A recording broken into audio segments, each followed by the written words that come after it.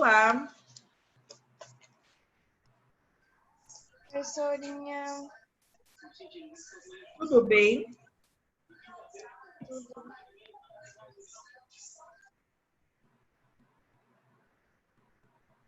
Bom dia, Sora.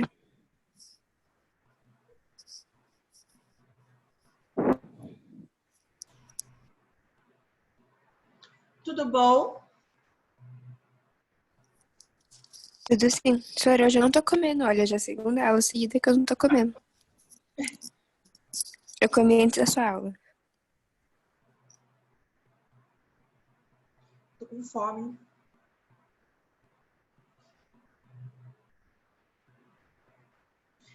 Bem fome, viu?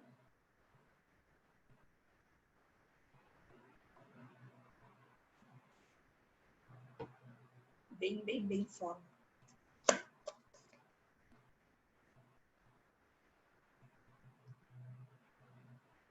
E aí, cadê o resto da sala?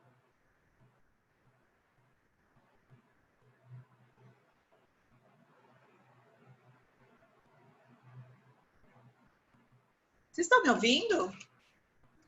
Estão quietinhos. Eu tô quase... Sim, Sora. Pode levantar, Carvalho. Calma aí, gente, que eu tenho que ouvir esse áudio rapidinho, enquanto o pessoal entra.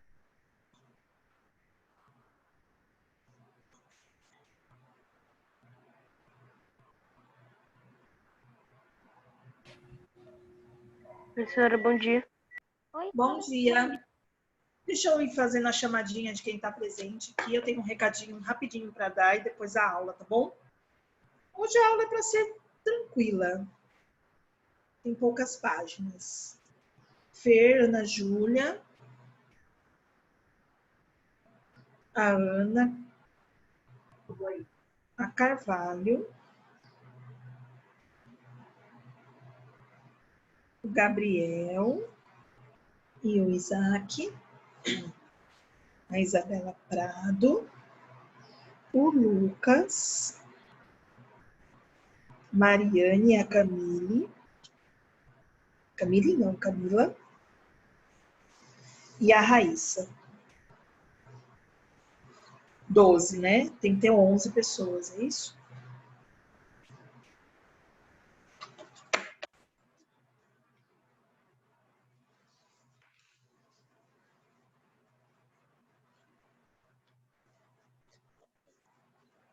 Vamos começar, então. Cadê o resto do povo, gente? Deixa eu ver quem tá faltando. O Eduardo, alguém sabe do Eduardo? Não? Ele participou da aula. Ele participou? Estranho, né? Ele sempre entra. Letícia também. A Maria Eduarda entra às vezes. Yasmin. A Rayane saiu, né? Foi a Rayane que saiu? Foi, né? Foi Alguém a sabe? Rai, Sora. Oi? Eu sei, é porque a Rai foi transferida, porque ela começou a morar em Minas Gerais. Ah, verdade. Ela falou mesmo, né? Que ela estava morando em Minas. Tá certo. E a Yasmin? A Yasmin não tá hoje? Acabou de entrar, Yasmin. Eu falei, ela entrou. Chamei, ela entrou. Bom, antes de começar a aula, eu tenho alguns recadinhos bem rapidinho que eu vou dar para vocês, tá bom? Primeiro, a gente está indo para a última semana, né? Essa é a penúltima, semana que vem é a última. Graças a Deus está acabando o terceiro bimestre. E eu só queria pedir para que vocês entrassem e vissem essas atividades, se vocês não estão... Não deixa tudo para a última hora, porque a gente tem que fechar a nota. E se der o prazo e não fechar, fica de recuperação, tá bom? Então, às vezes, por bobeirinha, vocês ficam de recuperação. Então, deem uma olhadinha lá. Segunda coisa, tem entrega de material semana que vem, né? A escola queria que vocês fossem, para vocês verem, para a gente se ver. E a Pro vai tentar ir, prometo que eu vou tentar ir. E eu tenho uma outra novidade. Essa é novidade mesmo. Outra notícia. Que a Pro tá grávida. Mentira! A Marina até Você acordou. tá grávida, Sora? Eu tô. Parabéns, Sora. Meu Deus, parabéns. Eu tô Sora. muito feliz. Parabéns. Parabéns, Sora! Ai, Sora, que legal. Lembra que a semana passada Parabéns, eu tava Sora. meio eu tava comendo umas bolachinhas, vocês lembram? Eu lembro. Eu tô Você fez contando. o teste? Já fui no médico, já fiz ultrassom. Meu bebê tem 2 centímetros, ele é desse tamanho, senhor. Que graça, Sora. Ô, Sora, quando saber o sexo, você fala pra gente? Quando eu souber o sexo, eu vou falar pra vocês. Quando eu tiver com barrigão, porque agora eu não tô com barriga, não dá nem pra ver. Mas quando eu tiver com barrigão, eu mostro o barrigão pra vocês, tá bom? Tá. Quantos anos tem seu filho, Sora? O meu filho tem 13. Ah, tá. Ele é 1 ano mais velho que vocês. Não, eu tenho 3 também. Ah, você tem 13 também? Mas você acabou de fazer. É, eu fiz em julho. É que ele é de fevereiro, ele é do começo. Ah, tá. E aí, por que eu tô contando pra vocês? Porque pode ser que a Pro precise comer durante a aula, porque a Pro passa muito mal. A Pro fica de cama o dia inteiro. Praticamente o dia inteiro de cama. Então, eu preciso comer de vez em quando para conseguir dar aula. E às vezes eu vou ter que correr pro banheiro, porque eu passo muito mal e às vezes me dá enjoo, eu tenho que ir no banheiro. Então, se eu sumir, se eu sair correndo, vocês já sabem por que eu tô passando mal, tá bom? Por isso que eu quis contar para vocês, porque vocês vão ver que às vezes eu tô meio ruinzinha, às vezes eu tô com uma carinha meio... Não é tristeza, não é nada disso. É o enjoo, é porque eu tô passando muito mal. Certo? Certo? E aí eu vou contando tudo para vocês, tá bom? Podem ficar tranquilos, que eu vou contar tudo. Deixa eu ver quem que me mandou mensagem. Ai, obrigada. Yasmin, que me mandou Parabéns, Sora. muito feliz. Muito, muito feliz mesmo.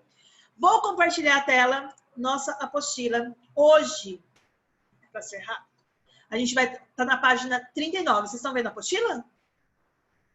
Então, Sim, Sora. hoje vocês vão ouvir um barulho, porque tem gente aqui em casa trabalhando, tá? E aí às vezes vai ter alguns barulhinhos, tá bom? Se atrapalhar muito, vocês me falam. E gente conversando e tudo mais. E aí, a gente vai continuar no mesmo módulo. Na verdade, ele é um módulo grande, né? Que eu dividi em 3 partes. Obrigada, meus amores. Olha, a Camila já sabia. Falaram que já contaram pra ela. Aí, Sora, pra quem que você já contou? só falta pro 7º D. Que ontem eu tá. contei para os sextos, aí hoje eu já contei para o sexto. Não, 7º A falta. Eu contei para o 7º D, para o B e agora para vocês. Aí faltou o A, que é a última sala. Entendi. Tá bom? Vamos lá. A gente vai continuar falando sobre tráfico.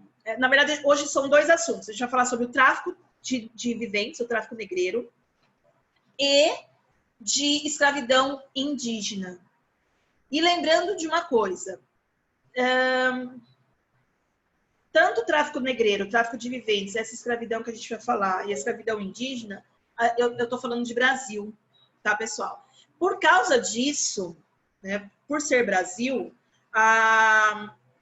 vai ser diferente da América Latina e dos Estados Unidos. Quando eu for falar do indígena, aí vocês... Esperem só um minutinho, que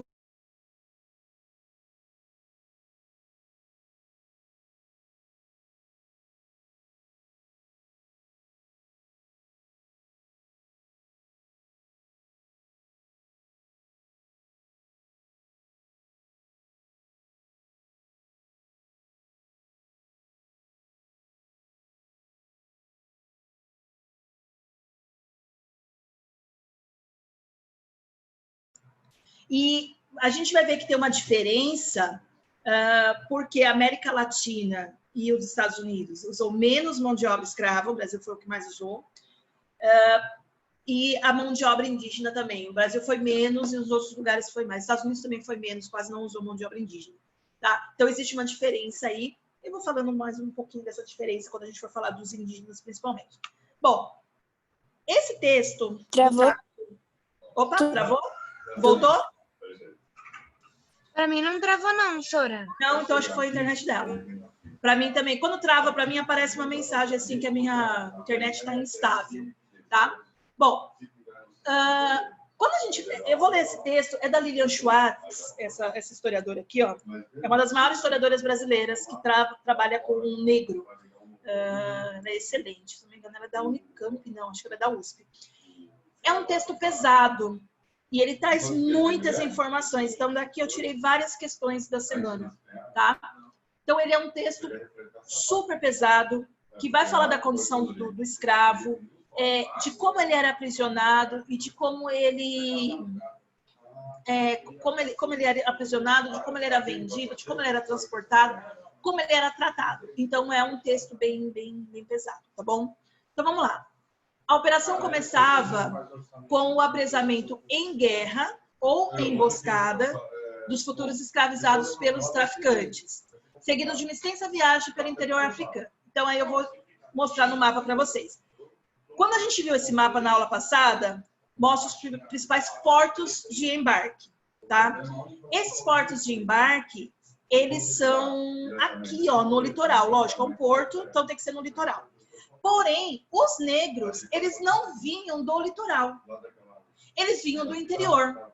Então, eles eram caçados ou aprisionados de guerra no interior,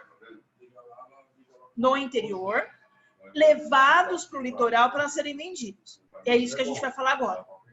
Primeiro, aprisionamento de guerra. Nós já vimos diversas vezes, desde o ano passado, que existe o escravo de guerra. Então, esse escravo vendido, às vezes ele era um escravo de guerra, às vezes ele era preso numa emboscada. Às vezes eram tribos nômades que estavam viajando, eles faziam uma emboscada e pegavam aqueles negros para serem escravizados.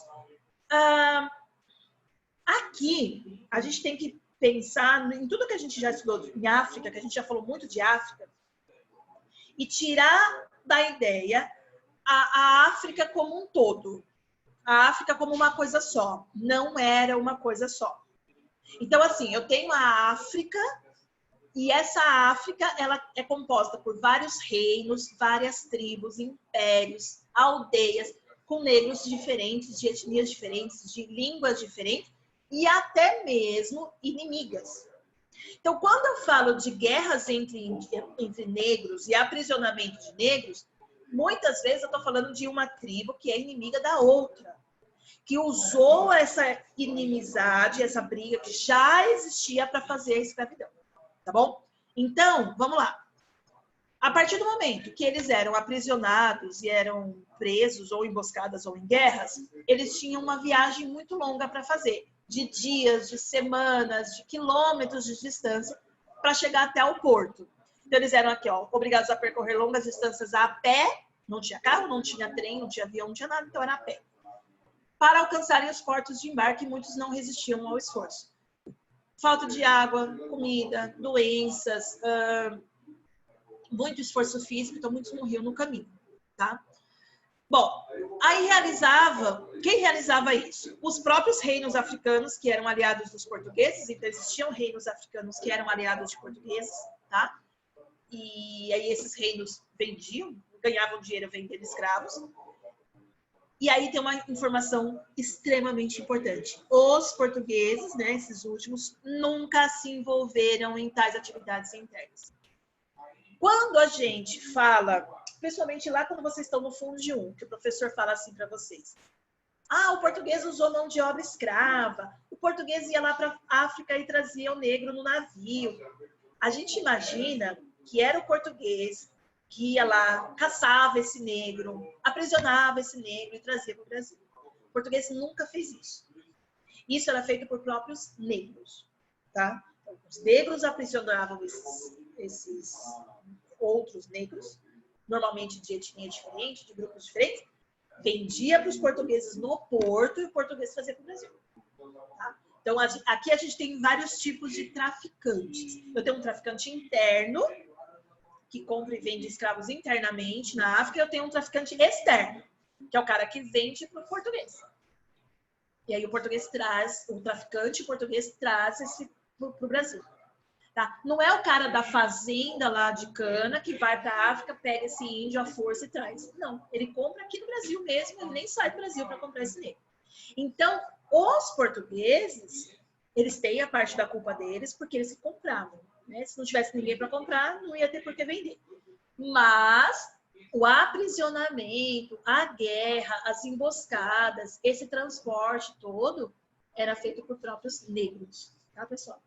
Bom, com o tráfico, as elites africanas tinham acesso a armas e bens de consumo que caíram no gosto local, como a aguardente e o tabaco. Como a gente já tinha visto no outro texto, né? Como a pinga e o cigarro viciam, eles acabavam viciados e acabavam querendo continuar com esse tipo de comércio, porque eles precisavam da pinga e do cigarro, tá? E aí a gente tem um outro problema. Quando eles chegavam nos portos, nem sempre era uma quantidade de negros suficiente para uma embarcação. Então vamos supor que a embarcação coubesse 200 negros e tinha 50 só no porto. Eles tinham que esperar juntar 200 para encher o navio para fazer a travessia, porque era uma viagem cara e aí não compensava vir com poucos negros. Para isso, eles ficavam aqui, ó, em barracões totalmente insalubres e precárias, tá? Sem aqui a ventilação, uma alta mortalidade. Insalubres são locais que fazem mal para a saúde, porque não tem ventilação, porque não tem luz, assim, tipo, luz do sol que entra, não tinha janela, era um barracão fechado. Aí, eles partiam em tumbeiros. Eu vou mudar o compartilhamento, quero que vocês falem para mim se mudou. Mudou? Foi para a internet? Sim, senhora. Oi, Sora. Oi. Ó, essa aqui é uma pintura famosa, essa pintura aparece em muitas provas e livros e tudo mais, que é uma pintura, acho que do Rendas, mas eu queria mostrar essa aqui, ó. Isso aqui é um tumbeiro. Por que eles eram chamados de tumbeiros? Porque vem da palavra tumba, de caixão mesmo, de morte. Porque quando eles entravam, era tão pesado, era tão ruim, que as chances deles morrerem era muito grande. Então, nunca chegava a mesma quantidade. Sempre uma parte morria.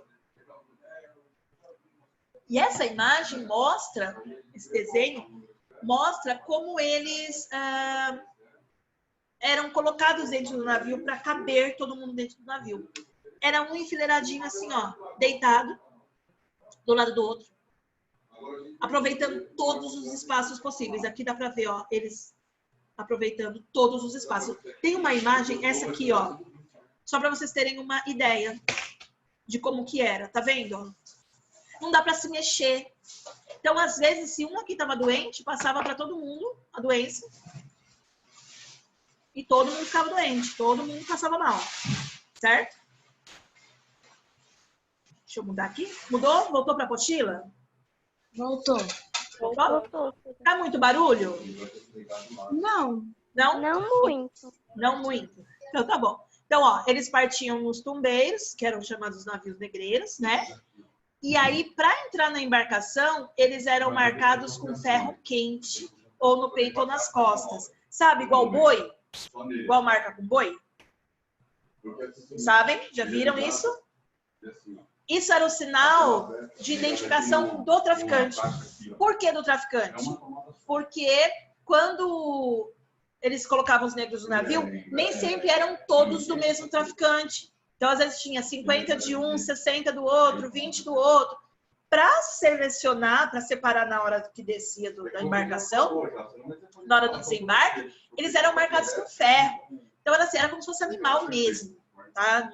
Não tinha diferença para eles. Era uma coisa, era um animal, tá? Bom, aqui, ó.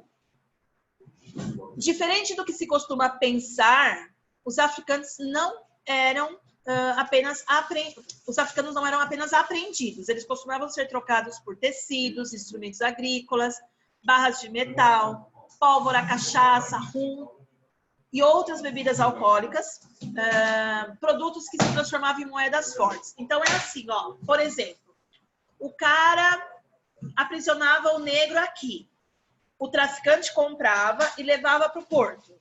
No porto, ele era vendido para o português. Então, existia uma troca ali, uma logística toda. Nem sempre o cara que aprisionava era o traficante. Às vezes ele só fazia o aprisionamento. E aí tinha essas moedas de troca. Nem sempre o pagamento era feito em moeda de ouro e prata. Podia ser em produtos que valiam tanto quanto. certo? Então você pega, por exemplo, eles tinham armas, mas eles não tinham pólvora. O que adianta eu ter arma e não ter a pólvora? E a pólvora era chinesa. Então só quem fazia esse transporte que tinha acesso à pólvora. Então os portugueses trocavam pólvora por escravo. Simples assim, certo? Outra coisa importante. Engano de escrever o negociante africano como ingênuo e passivo na comercialização. Ele não era, pessoal. Ele não era enganado. Ele sabia exatamente o que ele estava fazendo. Ele sabia que ele estava aprisionando pessoas, que ele estava vendendo pessoas. Ele sabia que essas pessoas corriam o risco de morrer no caminho, tanto no trajeto na África quanto no trajeto no mar. Eles sabiam que essas pessoas iam trabalhar, iam sofrer castigos físicos, por aí vai. Tá? Então, eles sabiam de toda essa situação. Os africanos sabiam disso. Porém, eles estavam sujeitos às circunstâncias dos próprios mercados. Existia uma procura por escravo, que eram os portugueses, os espanhóis procurando escravos. E existia uma demanda, uma quantidade muito grande de população africana para ser escravizada. Podia se tornar produto. Então, eu faço um negócio. Eu tenho procura e eu tenho demanda. Então, eu faço um negócio. Certo? Era lucrativo. Eles não estavam preocupados com a questão humanitária. Ai, meu Deus, é uma pessoa. Eu estou aprisionando uma pessoa. É uma pessoa que tem família, né? Que tem cultura. Não. Eu preciso do dinheiro. Eu quero ficar rico. Então, eu vou vender pessoas. Simples assim. Certo?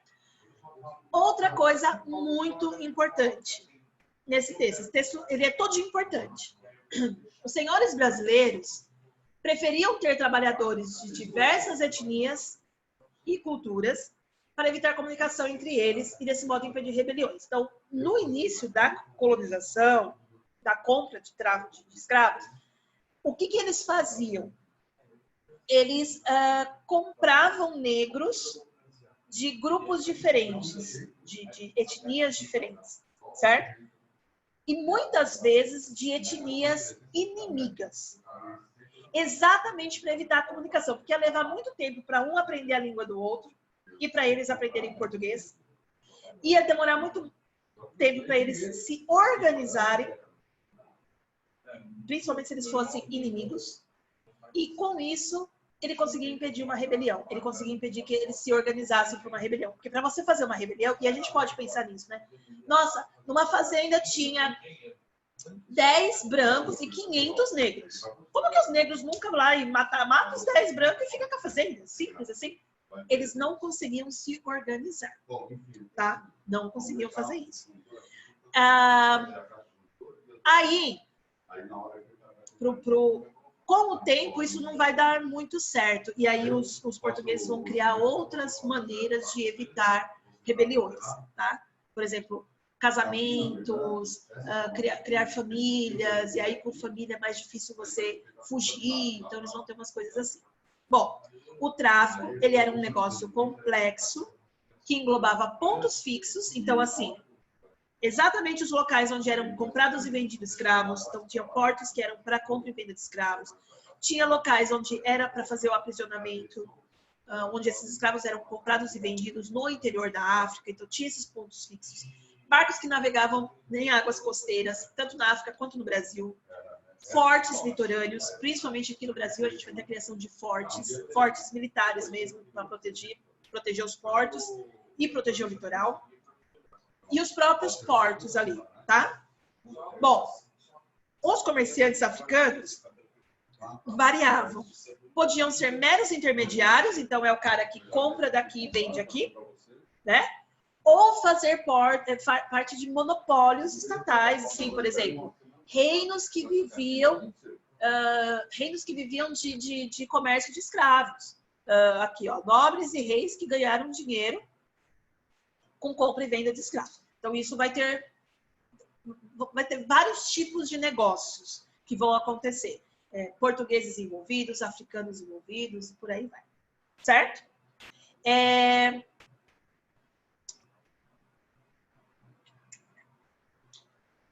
Vamos pular as questões aqui, porque essas questões até não são tão importantes. Vocês podem fazer, eu vou mandar a correção. Agora, essas daqui são importantes para vocês, tá bom? Vamos lá. Agora a Qual, gente Sora? vai... Oi? A que vai falar sobre a resistência indígena, ó. Ah, tá. Tá? O que é uma guerra justa, como que foi esse movimento de guerra justa, mas eu vou explicar agora para vocês, tá bom? Bom, principal diferença entre os indígenas brasileiros e os outros.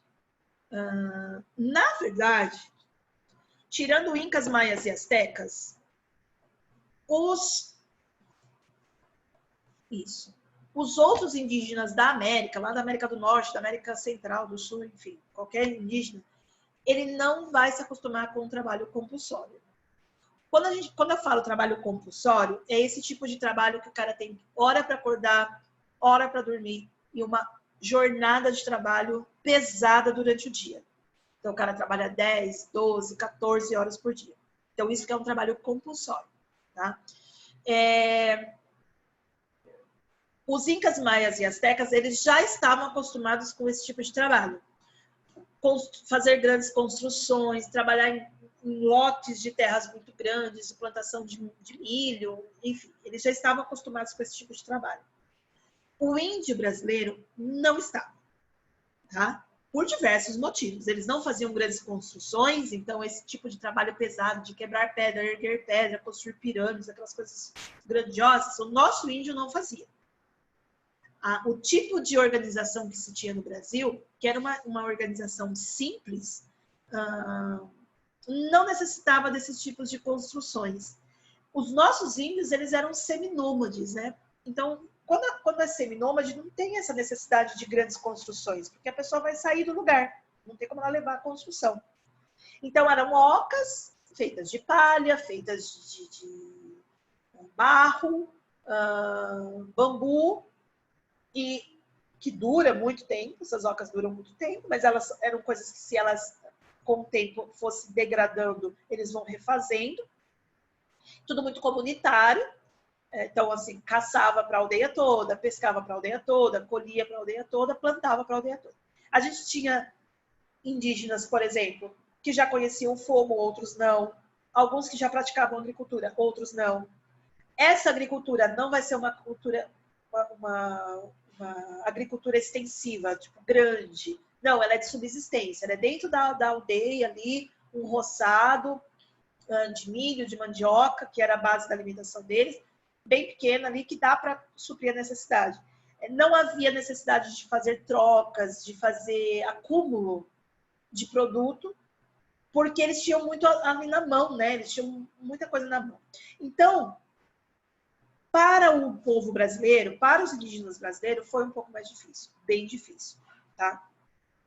Então, assim, alguns povos foram escravizados, então a gente, embora fosse em menos quantidade, a gente teve escravização indígena, ou de algum modo eles foram submetidos. Essa submissão, principalmente pela igreja, tá? Então a gente vai ter uma submissão pela igreja, com a catequese, com a imposição da língua portuguesa, com a imposição do uso da roupa. Então, de alguma maneira, eles vão acabar sendo submetidos. Mas, ao contrário do que aconteceu entre os incas, maias e astecas. Porque o que aconteceu lá? Quando os espanhóis perceberam que eles já tinham esse tipo de trabalho, eles continuaram trabalhando da mesma maneira. A diferença era o dono. Então, ao invés de trabalhar para o imperador azteca, eu vou trabalhar para o rei espanhol. Só mudou isso. O resto continuou a mesma coisa. No Brasil, eles não tinham esse tipo de organização, esse tipo de trabalho, tá? Então, foi mais difícil. A aceitação não foi pacífica. Não foi algo pacífico assim, então houve resistência. Então, a gente tem alguns tipos de resistência. Uma delas vai ser as santidades, que a gente vai estudar hoje. E também teve negociações e alianças desses povos com portugueses. Então, alguns povos se aliaram aos portugueses, acabaram aceitando ali algumas imposições, ou com inimigos de portugueses. Então, a gente vai ter, por exemplo, associações de português, de índios com ingleses, de índio com franceses. Eu vou pegar um exemplo. Os ingleses vieram para cá e fundaram o Rio de Janeiro, né? E aí a gente vai ter um período de guerras do Brasil, logo no início da colonização, que a gente chama de guerras guaraníticas. São guerras de índios guaranis, né, de índios tupis e guaranis, que é mais aqui para o sul, contra os europeus. Não importa quais são. E aí a gente tem assim, por exemplo, é muito interessante, porque vai ser guerra de índio contra índio. Só que um grupo de índio está a favor de portugueses e um grupo está a favor de ingleses. Ou a favor de franceses. E eles vão lutar entre eles, mas na verdade quem está lutando é duas nações europeias. Tá? Então vai ter esses tipos de alianças, assim. E aí, em troca, eles ganham a liberdade. Em troca, eles podem ter alguns privilégios que outras tribos que não têm alianças não vão ter esses privilégios. Certo? Então, vão ter várias formas de resistência. A gente vai estudar uma delas, que vai ser as santidades. Bom, quando começa a colonização e os portugueses vêm para cá, eles vão se apoderar de terras americanas com um propósito. Então, primeira coisa, eles precisam escravizar a mão de obra nativa. Por quê? Eles têm um projeto de colonização que é fazer a terra dar lucro. A primeira coisa que eles pensam foi a cana-de-açúcar, que era uma cultura que eles já faziam. Eles faziam isso na Ilha da Madeira, no arquipélago das Madeiras, lá perto de Portugal. Eles já plantavam a cana. Era uma coisa que dava super certo, mas eram ilhas, é bem pequenininho. Quando eles viram o tamanho de terra que tinha no Brasil, vamos plantar cana no Brasil. Só que para isso eles precisavam de uma quantidade de mão de obra muito grande, porque tinha que derrubar mata, preparar o solo, construir, fazer as construções, né, de quem ia morar aqui, casa grande e tal. A moenda, né, toda a estrutura da moenda, que não era uma coisa barata e nem fácil de fazer. E aí aqui, quando eles viram aquele monte de índio, eles falaram, vai dar certo. Eles só não entenderam que o índio não ia fazer isso. E aí eles acabaram utilizando mão de obra africana. Bom, a imposição da cultura, porque isso faz parte da colonização, impor a cultura dominante, a língua, a religião, a roupa, tudo mais. E é nesse momento que existe o processo de resistência do indígena contra o colonizador. Tá? Bom, eles tentaram resistir tanto pela fuga, como com o uso de armas. Vão ter índios que vão ter acesso a armas, ou armas brancas, ou armas de fogo, tá? E aí, isso aqui é uma coisa importante. E eu vou explicar uma coisinha para vocês. O indígena brasileiro, ele foi protegido pela igreja.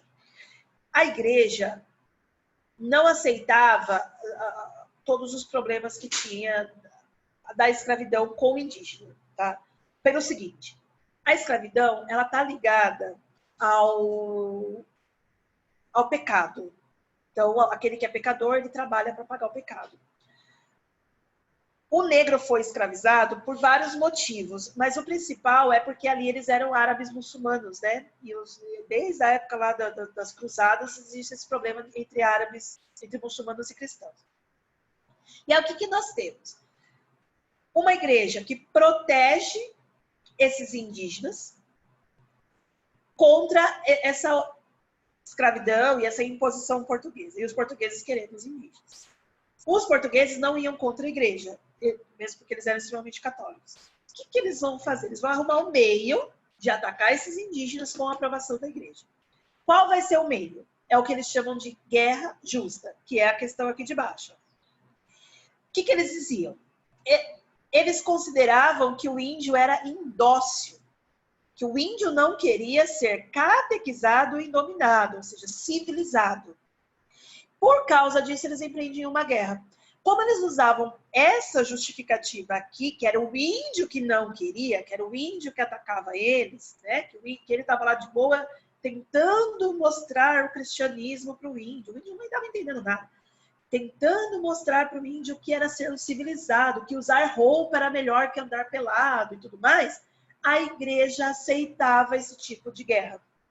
Por isso que era chamada de guerra justa, uma guerra justa para o português, certo? E aí a igreja não se opunha a esse tipo de conflito. E aí o português podia usar dessa justificativa. Não, eu ataquei eles porque eles me atacaram primeiro.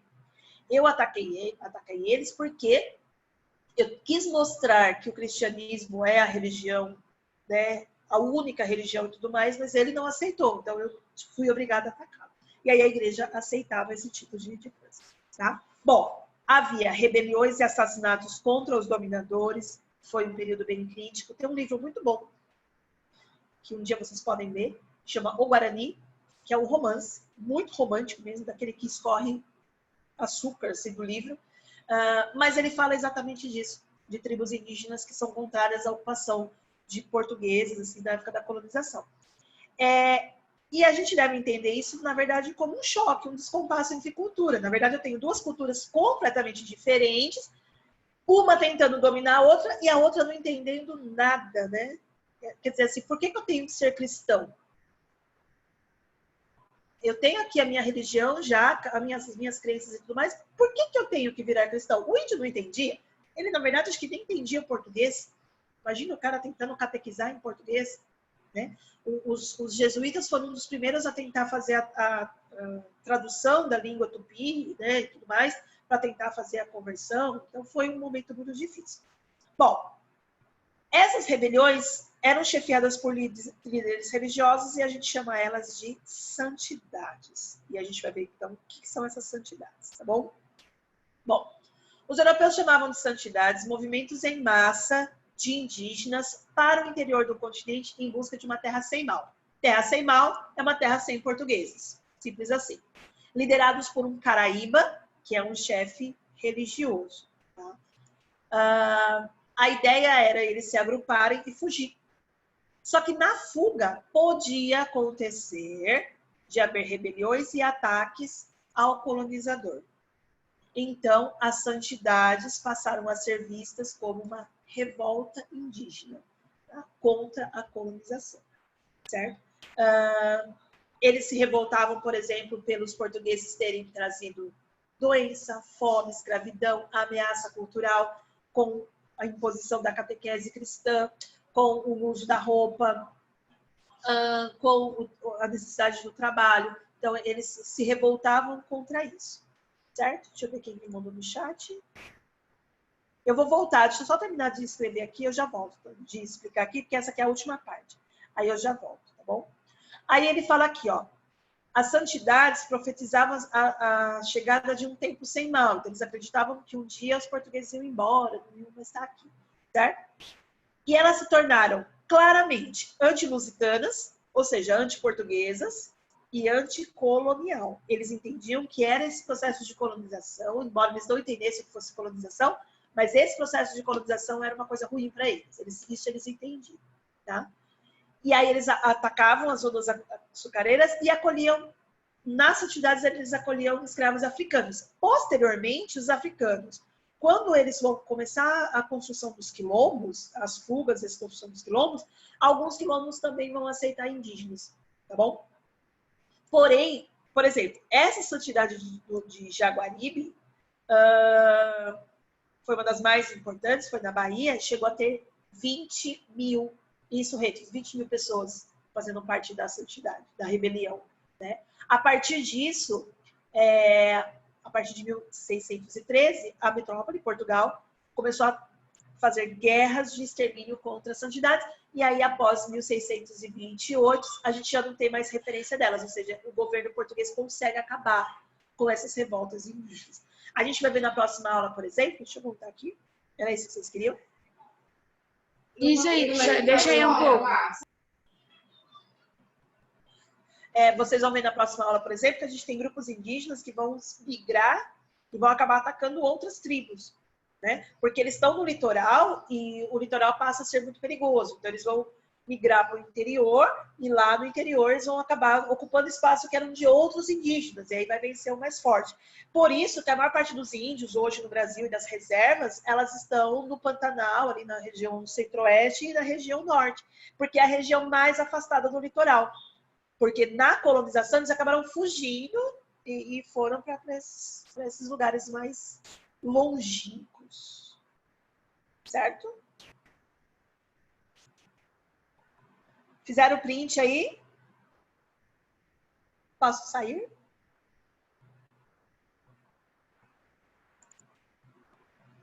Beleza. Então eu vou aqui, então. Mas eu vou mandar essa correção para vocês, tá, meus amigos?